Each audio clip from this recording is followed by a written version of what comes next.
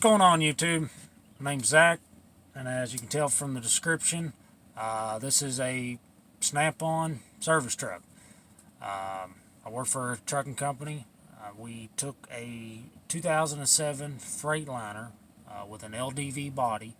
That's mostly what Snap-on, I think that's where Snap-on mostly gets their trucks built for their franchisees. We took the truck and converted it into a service truck for doing maintenance and repairs on trucks, trailers, everything. We got a bunch of trucks and stuff off site that never come back to the shop, so we just go to them. I'm able to do everything from PMs to injectors, air compressors. I'll get into some pretty big stuff. If it gets too big of a job, we end up bringing it to the shop just for the sake of it's out of the weather, it's out of the elements. Easier for the guys to get parts and shut the truck down, and it's not sitting in the middle of a parking lot dead. So most of the time, I will take care of it unless it gets pretty serious. Of course, if it needs a clutch or anything like that, we always send it back to the shop. I don't do anything like that out on the lot.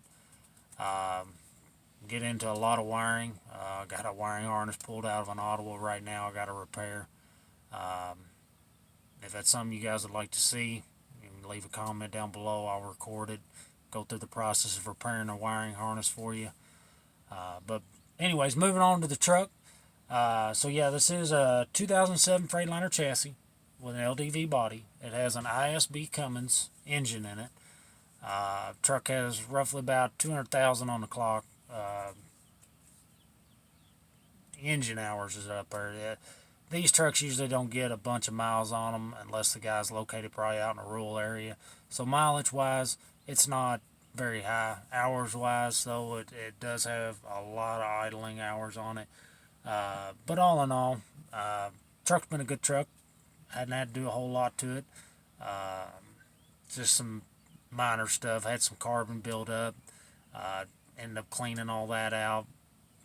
DPF filter, of course, on truck that idles all the time, you're not going to get the full life out of a DPF filter. It's just not going to happen. So we ended up putting one on shortly, probably about 8 months after getting it on the road. We had to put a DPF filter on it. But moving right along, one thing that's nice about having a truck like this compared to like an open body, which open bodies ain't bad. I like open bodies. I would have liked to have an open body with a maintainer or a maintainer crane or was Pathfinder. They make great bodies, but for what I do, I wouldn't use a crane every day or even every week, so it just really wasn't worth it. But the great thing about this is all my stuff stays out of the weather. I got a heater I can run. So when I park the truck at the end of the day and I'm done, I can leave the thermostat set on like 55, 50 degrees. It could be 32 outside. When I get in my truck, it's already warm. My tools don't sit out in freezing cold temperatures, or that I don't have to worry about them getting wet because the box is open. Everything is out of the elements. That's a very nice luxury to have. So moving on with the truck, I don't remember how long the truck is. I believe it's an 18-foot box. And at the very back, you've got the door where they would roll off the toolboxes when you purchase them. All I've got is waste oil filter bucket. I've got my hose for sucking oil, ramps to pull trucks up on, ladder, broom, shovel. You got the nice pegboard up top where Snap-on would hang tools. I just use it to hold everything from windshield wipers, some air lines, coolant lines, dolly crank handles for semi-trailers.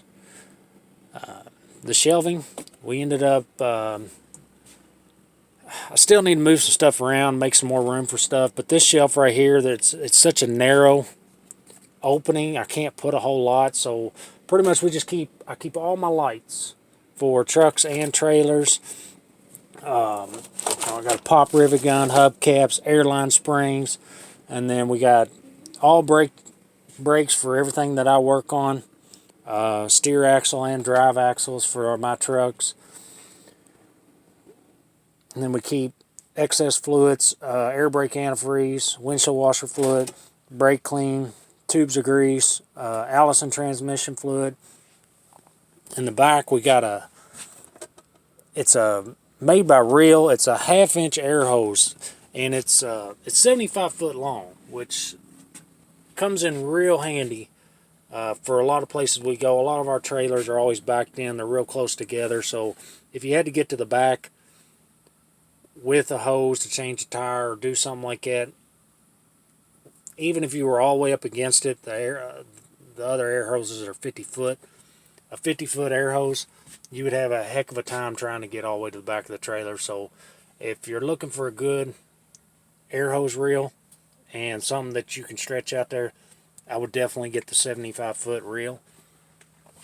Up on the top, we have just mirrors, headlights, and then all the way down through here is all my filters. I keep air filters for my trucks, oil filters, fuel water separators, air lines, 7-way cords, some other miscellaneous filters for some of our other trucks just in case we have a breakdown on the road for anything.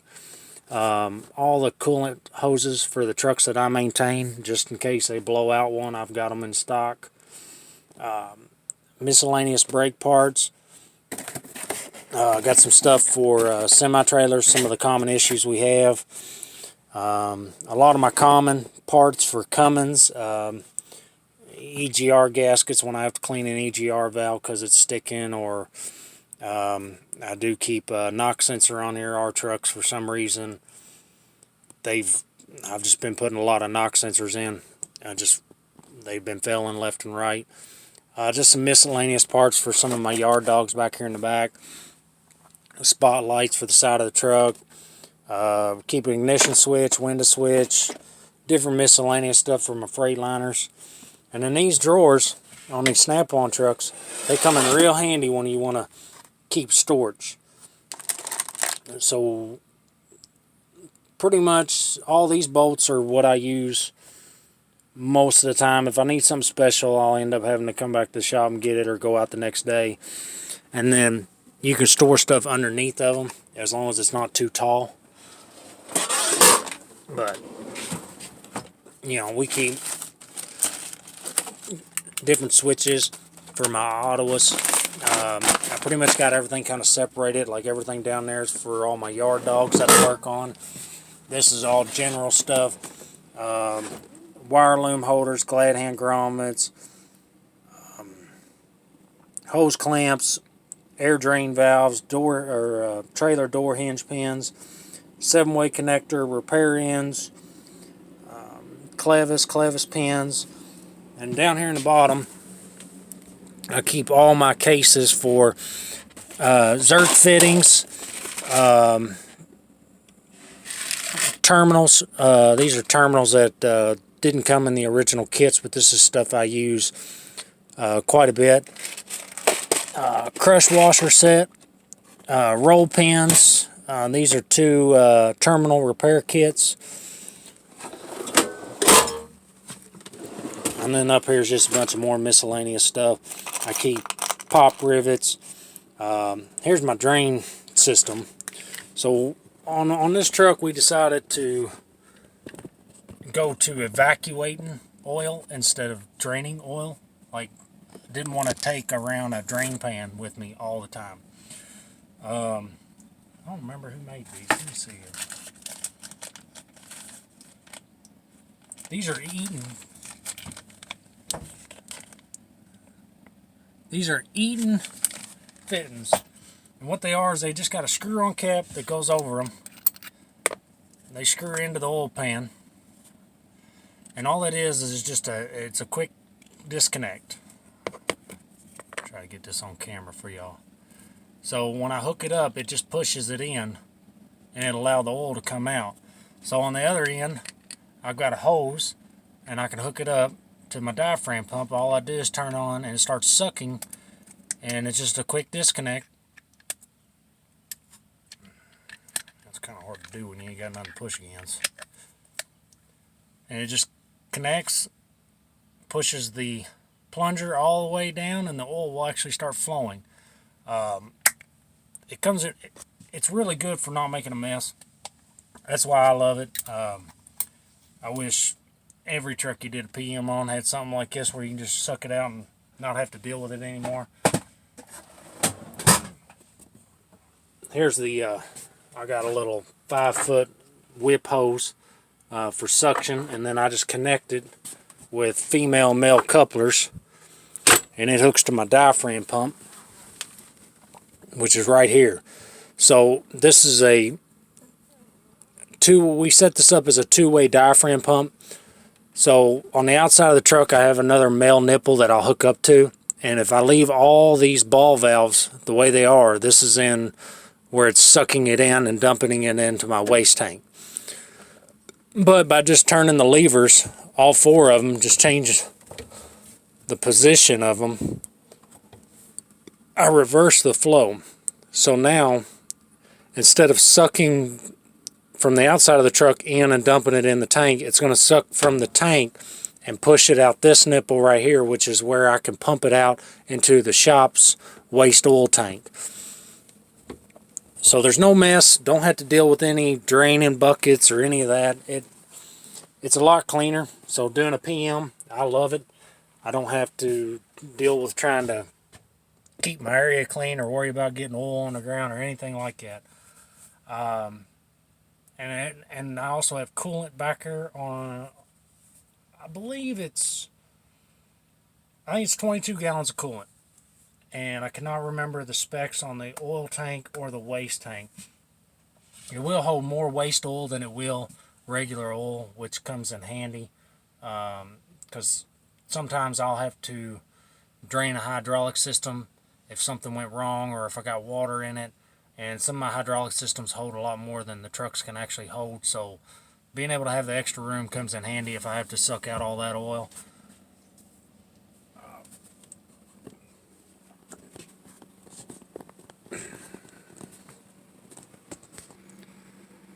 Alright, so now moving up towards the front, we have oxygen and acetylene tanks located back here in the back. They're all on a reel too. We have an oxygen and acetylene reel, and we just got built-in doors on the side. So over here is oxygen, acetylene, and welding, and then also for the charging, for the jump pack or charging pack on this Miller welder. So the Miller here is it's a Miller welder with a Bobcat air pack on it. I didn't even know Miller made something like this. It's pretty nifty. It's an all-in-one unit, so I'm able to have my air compressors here, my welders here, my generator, and then if I want to charge up batteries or do a quick jump start, it's all built into this one unit. And then we just bolted it down and ran the exhaust out the side of the truck. It will get a little warm in here in the summer, but we have exhaust fans. One right here, and I have one in the roof that's original to the LDV. Installed that for airflow. I keep rear end lube, hydraulic fluid in buckets back there. Got just a, what is that, a Gorilla ladder, just a workstation to be able to work off of, and a creeper. And then, you know, this truck had still had the dealer's vise in it, so we were able to keep the snap-on vise. So that's very nice. It's a good vise. I wish the work surface here was lower. It'd be nice sometimes, especially when I'm doing tie rod ends. It's just, you're working up to your chest level instead of a little bit lower, so it does make the job a little bit more difficult sometimes, but it's not too bad. The Snap-on did have they still had the shelves in it, so that worked out pretty good. So over here we just keep the aerosol cans. They got the drawstrings on them, so I'm able to keep them from flying around or bouncing around. And you know, I keep some electrical stuff up here, a thread insert tool, and just some miscellaneous items that I use all the time. the everything that's hung on the wall, we used Cobalt's garage storage system. We just screwed them to the back, and then was able to put different kinds of various hooks or whatever on them to hold all my common cordless tools that I use every single day. And then back here we did the same setup to hold door hinges for semi trailers. Just so that way I'm not digging around in a box or something trying to find out if I got all the hinges. I keep 5 of each style hinge that we use. That way, no matter what trailer I go out on, I'll have the parts I need. So over here's the original Snap-on, the sales desk where the Snap-on dealer kept his computer and made his receipts. We just keep company laptop with Cummins Insight on it. That stays right there. I'm able to charge it, and then all my batteries and battery chargers all stay up here on this wall. The data link connector for the Cummins software, and then just some miscellaneous stuff like stuff I use every day. I've got my Blue Point digital air gauge. I'll just keep some miscellaneous flashlight holder, air gun. I'm able to store some zip ties. That's a good part about this truck, is I'm able to put things in a certain way to make it more efficient to work out of. I don't have to constantly dig around in a box or find out what drawer I hid it in or anything like that. So what base layout of it, we had to kind of move things around due to weight, to move the weight around in the truck to make it legal. That's why we ended up putting the oil and coolant all the way in the back, because we had to move some weight towards the back. Because I have a classic 78 Snap-on box, and it's a good box. I've had it for many years. It's pretty much full. I don't have any more room in it. I'm going to end up probably having to buy a box. Especially when I come out of the truck, I just won't have the room to keep all my stuff locked up. So I will have to buy another box eventually. But everything I don't use all the time stays in the box. Pretty much all the stuff that I go to quite a bit, I put on top. Right here's for diagnosing air problems on trucks and hydraulic issues. But my go-to, I have a little Craftsman 3-drawer box that I have ended up building into like a go box. And that right there it's got everything I use on a day-to-day basis. I mean, and I don't have to make trips back to the truck multiple times. I know most mechanics out there, especially if you're in the mobile, you get out, you go to the truck, you end up grabbing the wrong socket, you gotta make a trip back to the truck. I can't stand doing that. I'd rather have as much as I can with me, so that way I can work a little faster and I don't have to make 100 trips back to the truck. So I've taken some time, I've put that together and built that. I'll be doing a review on that for you guys. So stay with the channel and you'll be able to see that. It's different. Not everybody's going to be set up the same way or would like it set up the same way. But for me and what I do, I've set it up exactly how I want it, what tools I need, and every day. I mean, that's the box I go to. There's days I don't even touch my big box.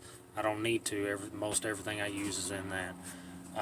The front of the truck, not much going on. It's got the sales platform where they would store stuff.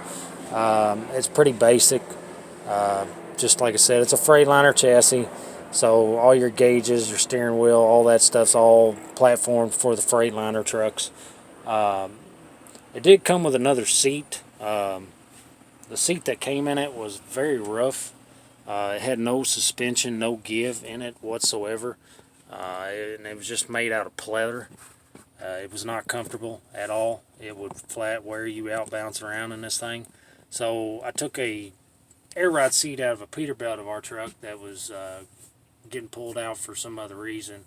Made a bracket, welded it to the stand, and bolted in a new air ride seat. And with having the air compressor and on this truck, I was able to plumb it. So now I have an air ride seat that I ride in all the time.